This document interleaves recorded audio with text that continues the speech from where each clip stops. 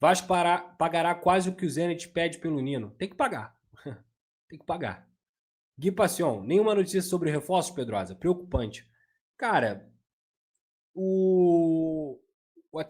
acho que foi o Felipe Silva que trouxe essa informação sobre o Vasco ter interesse no Robert Renan, que é um jogador que, de fato, eu tenho informação de que foi conversado, foi analisado o nome, e é um jogador que pode sim pintar aqui, mas eu vou falar, tá?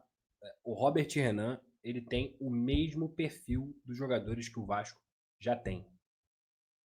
E aí, com todo o respeito ao Robert Renan, que é um jogador que já chegou à seleção brasileira sub-20, passou pelo Inter, passou por outros grandes clubes, e passou com marcas ruins, mas para mim ele tem o mesmo perfil.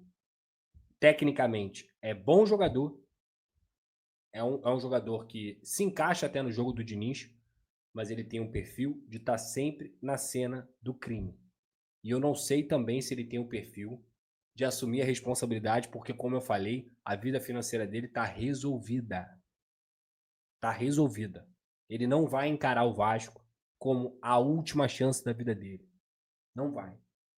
Então, eu vou ser sincero. Eu acho ele mau jogador? Não. Eu acho ele bom jogador.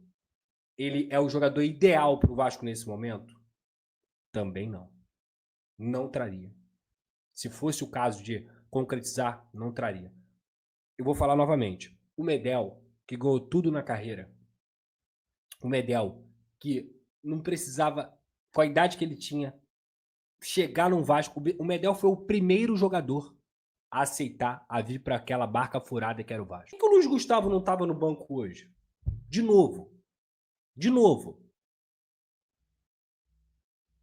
Por que o Leandrinho não é banco e o Vitor Luiz é? Por quê? Por que o Alex Teixeira vai para o banco todos os jogos, mas o Estrela é retirado do banco? Cadê a molecada da base? Ah, o GB tá machucado. Ok. Mas cadê? Por que o Elder não tem uma chance? Eu espero que o Cauã Barros voltando agora, eu espero muito que o Fernando Diniz comece a utilizar o garoto. Eu espero muito que no próximo jogo ele coloque o Thiago Mendes de primeiro volante. Ou até mesmo o Jair, que entrou bem hoje, tá? Entrou bem hoje. Apesar de tudo, talvez eu nem colocaria o Jair nesse jogo, que era um jogo de intensidade de transição. Mas ele entrou bem o suficiente para conseguir fazer pelo menos o jogo do Vasco andar. Coisa que o Hugo Moura é incapaz de fazer.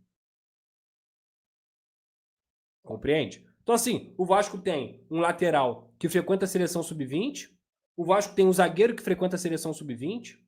Cadê? Por que esses moleques não mais estiver lá? Se vocês não contratarem um zagueiro de alto nível. Quando eu digo isso, gente, não é, meu Deus do céu, Sérgio Ramos, não é isso. É um zagueiro seguro. Se o maior investimento do Vasco na janela não for em um zagueiro, o Vasco vai estar cometendo um erro grave. Porque o maior problema do Vasco se chama sistema defensivo. O Campeonato Brasileiro como realidade, prioridade, vai cair. Porque esse filme eu já vi. Eu já vi. Eu tô calejado já. Se quem tá lá não viu, ou não é vascaíno ou tava cego. Eu tô calejado. E foi assim, exatamente assim, em 2023. E as coisas só melhoraram quando os reforços chegaram. Então não adianta ficar insistindo na mesma coisa. Não adianta. Tá? Quero falar agora sobre um zagueiro oferecido ao Vasco, informação exclusiva. Pérez, zagueiro de 31 anos de idade, colombiano, foi sugerido nos últimos dias ao Vasco, que ficou de analisar as possibilidades para ver se o contrato ou não. Jogador que chegaria de graça depois de 2 temporadas no Al-Ahly dos Emirados Árabes Unidos. Na temporada passada, 41 jogos, 2 gols e 4 assistências. Fui dar uma estudada a respeito do perfil desse atleta e me pareceu bem interessante. Passagens por Espanha, México, Argentina, Turquia, além dos Emirados Árabes. Chegou a receber recentemente ofertas do Los Angeles FC e de um outro time da Major League Soccer, mas o zagueiro colombiano dá preferência ao futebol brasileiro. Alexis Pérez, que também foi oferecido ao Internacional, Vasco e Inter devem trazer sua resposta nos próximos dias. O Vasco procura um zagueiro já há algum tempo, alguns nomes foram especulados, como, por exemplo, Nino e Tolói, Cruzmaltino no mercado em busca de um defensor.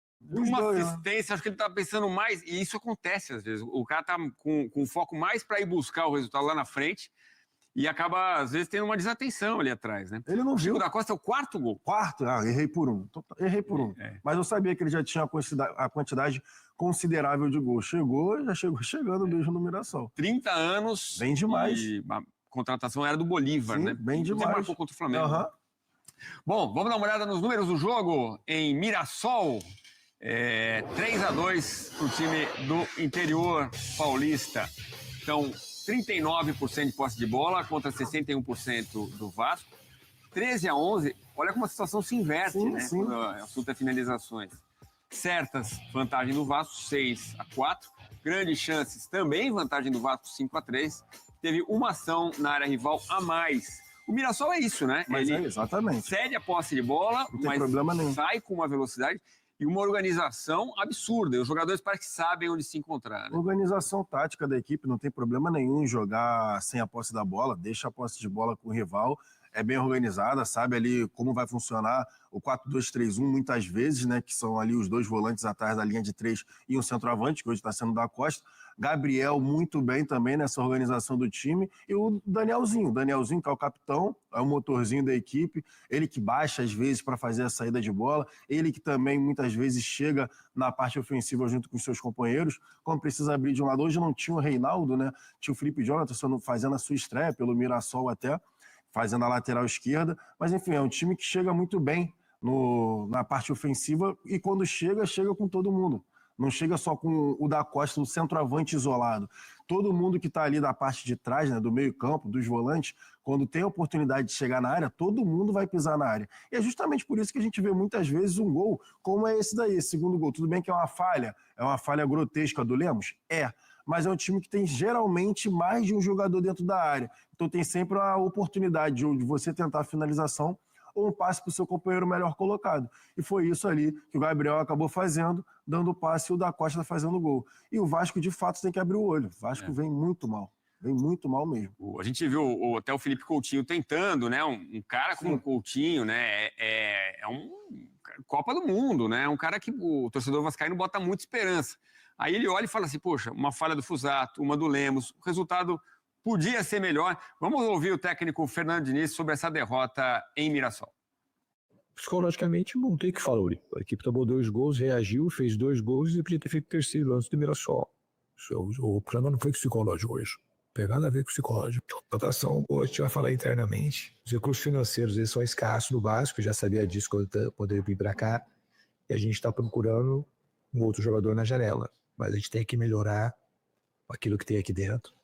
Mas tem um bom elenco e a gente tem que seguir melhorando. Hoje a gente falou os gols que a gente tomou 3 gols muito evitáveis. Os 3 gols. O Diniz falando sobre essa questão aí, gols que poderiam ser evitados. É isso, olha, a pausa foi prejudicial de lá para cá, desde o Mundial de Clubes, 4 empates e 3 derrotas, um aproveitamento muito ruim, 19%. Gols marcados, 5, sofreu 12. Queria falar aqui no Sport Center, vamos ver como vai ser essa volta, porque o Diniz é aquele cara que precisa de tempo para trabalhar, o time deve voltar melhor. Essa é a expectativa de muita gente, né? Mas vale lembrar que o último jogo do Vasco antes do Mundial foi contra o São Paulo, fora de casa do Morumbi, aquela baita vitória que, inclusive, empolgou e muito o torcedor vascaíno justamente por esse tempo. Pô, você ganha o São Paulo fora de casa, antes da pausa, agora vai ter o tempo para treinar, a expectativa era que fizesse uma volta, né, um retorno muito melhor. E agora não, são 7 jogos sem vitória. E assim, o Vasco realmente toma gols muito bobos. A zaga dá os gols aos seus adversários muitas vezes, e aí fica a bronca na torcida, né? O próprio, esqueci o nome do zagueiro, o João... Esqueci o nome dele agora, vou até ver aqui certinho.